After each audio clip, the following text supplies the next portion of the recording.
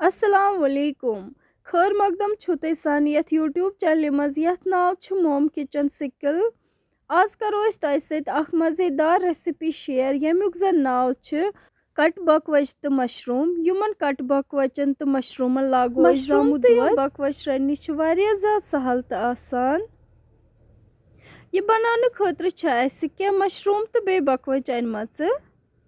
यम बकवच त्रोक अस ततिस आबस मज तो दिमोक अख फकर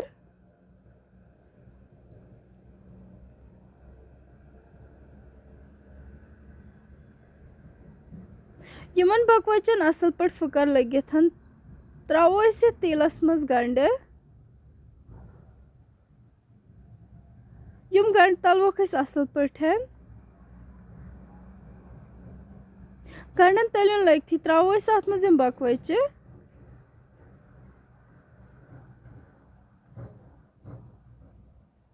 पे त्रोक नून पन्ने टेस्ट अकॉर्डिंग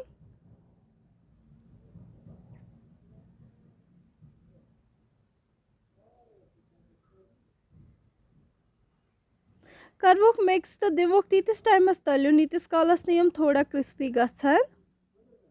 यपर कि नुस लिद्रे आब अत मज त्रोक मशरूम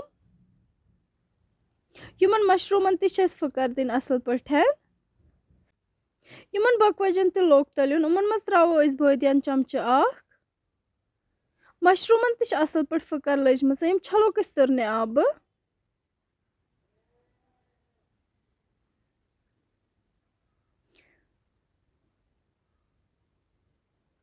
वन त्रोक मशरूम यमन बकवचन मज तो दिवोक इकट्ठे तलन चमच वालवोक न माज कहें तो वन दिवोक इथे पे दनन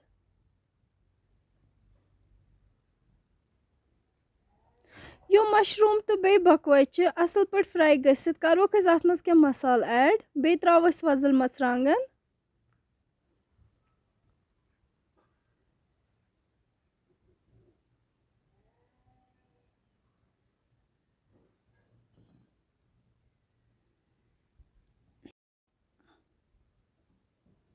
करवोक यो मसाल असल पे मिक्स यो मसाल असल पे मिक्स गसित त्रो अत मज ओम दोद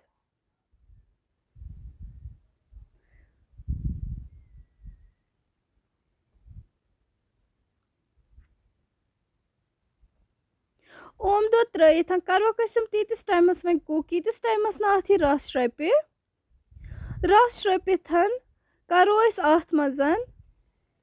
दानवल ऐड